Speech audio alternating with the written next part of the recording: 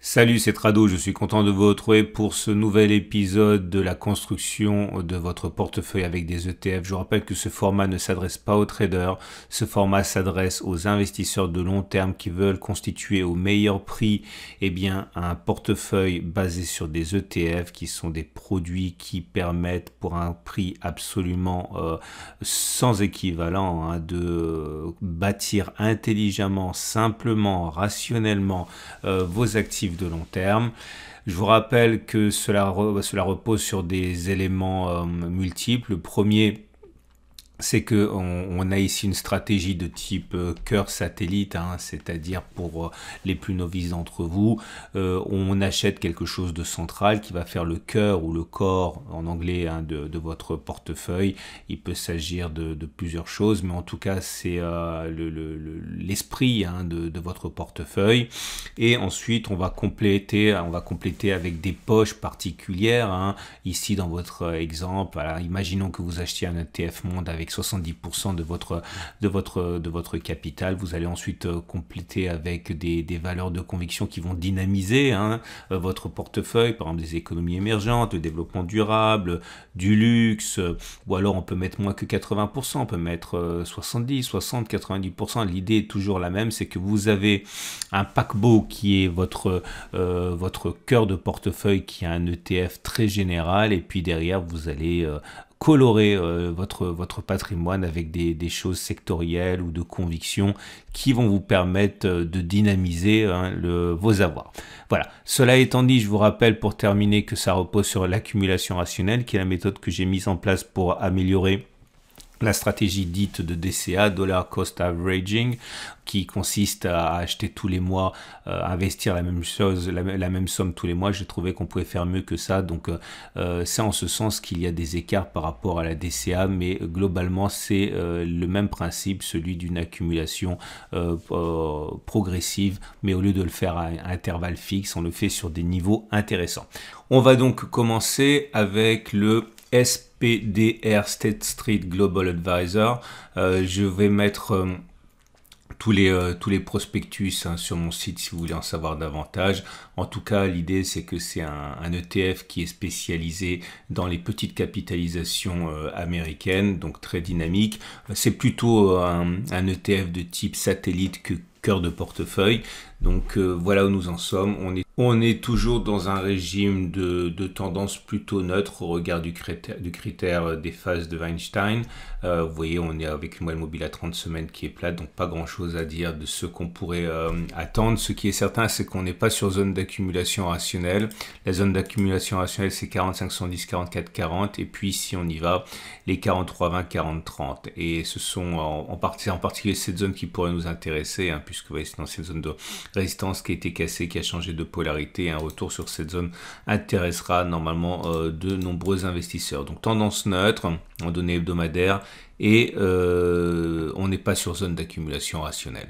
Le deuxième ETF du jour est le Lyxor Core EMU Accumulation. Donc c'est un ETF plutôt de type cœur, un cœur de portefeuille spécialisé sur les grandes capitalisations européennes. Comme on peut le voir, je vous rappelle que les prospectus sont sur mon site. On n'est pas sur zone d'accumulation rationnelle, on l'a été, on l'est plus. Et d'ailleurs, la tendance n'est plus baissière non plus, puisqu'on est au-dessus de la moyenne mobile à 30 semaines, mais celle-ci descend encore, donc on va dire qu'on est plutôt en tendance neutre. Zone d'accumulation rationnelle, les 9,59 € si on y va. Et le support mensuel des 9,0686 € si on y va également. On l'a effleuré sur la semaine d'octobre 2022. Il n'est pas du tout évident que l'on ne le revisite pas, mais pour l'instant, il est vrai qu'on n'y est pas. Et je le répète, on n'est pas sur zone d'accumulation rationnelle. Si on casse cette résistance ici, la petite résistance qu'on voit ici, eh bien, on aura la possibilité de créer une autre zone d'accumulation rationnelle en cas de retour et de throwback sur cette zone. Bon, c'est pas aussi bien que les précédentes zones d'accumulation rationnelle qui ont été visitées. Je vous rappelle qu'en son temps, il s'agissait ici d'une zone d'accumulation rationnelle qui a été exploitée. Mais bon, c'est mieux que rien si on n'a pas encore commencé, et si on part du principe qu'on ne reviendra plus jamais sur ces zones anciennes d'accumulation rationnelle. En tout cas, vous l'aurez compris, On est pour l'instant sur une performance depuis le plus bas qui est assez intéressante, assez engageante, à plus de quasiment 20% depuis les zones d'accumulation rationnelle. Et d'ailleurs, petit détour du côté des bougies Aiki-Nashi, il faut que je le fasse systématiquement, c'est bougies vertes sans mèche basse, autrement dit, il est plus plausible que l'on continue de monter plutôt que l'on ait fait les plus hauts sur cet ETF. Petite parenthèse pour vous rappeler que ce format vous est présenté, il est sponsorisé par mon partenaire Trade Republic qui vous permet d'investir avec un leader. Si vous avez déjà un partenaire, très bien. Si vous n'en avez pas, eh bien sachez que ce partenaire que j'ai sélectionné pour vous permet d'accéder aux meilleurs trackers pour un prix ridiculement bas, puisqu'on parle de 1 € de frais de transaction, ce qui est particulièrement adapté à ma méthode d'accumulation en plusieurs fois. Et toujours en données hebdomadaires, un ETF qui pourrait intéresser en matière de plutôt satellite, là, les investisseurs qui seraient intéressés par le secteur de l'Internet. En général, donc c'est, regardez, vous avez retrouvé là-dedans Apple, vous avez retrouvé Microsoft, Visa, Mastercard, bref, c'est tout, c'est les géants de l'informatique, enfin de l'internet et de la communication. Vous avez pareil, je vous mets le prospectus sur le site. Vous avez une tendance qui est toujours baissière sur le moyen terme avec des cours en dessous de la moyenne mobile à 30 semaines. Mais la bonne nouvelle, c'est que nous sommes sur une zone d'accumulation rationnelle, la zone des 50-43.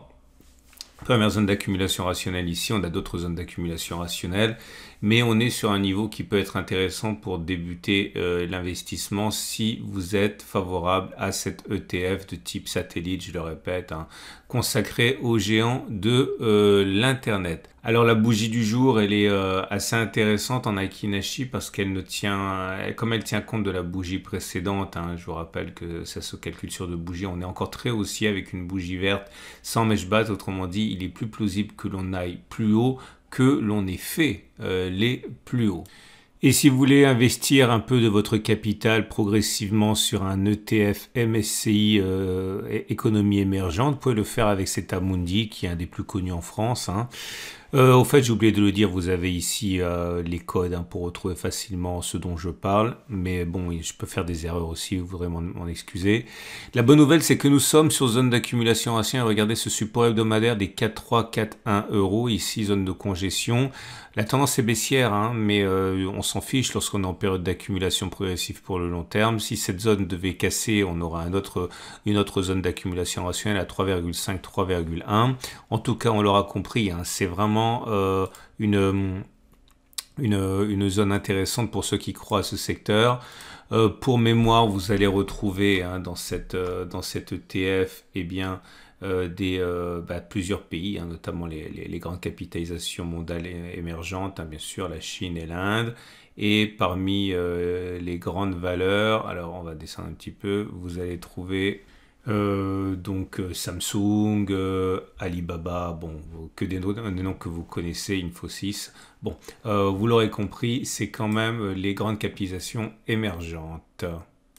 Et encore un ETF plutôt satellite avec le Lyxor MSCI Disruptech. Bon, clairement, c'est un Lyxor qui travaille sur la disruption de l'économie. Donc, si vous pensez qu'il est opportun d'investir dans le secteur des technologies disruptives, c'est-à-dire celles qui vont clairement révolutionner l'économie, en particulier dans les nouvelles technologies, vous pourriez être intéressé donc par cet ETF. Alors vous allez retrouver des grands noms que vous connaissez bien, bien sûr, Apple, Palo Alto Networks, Oracle.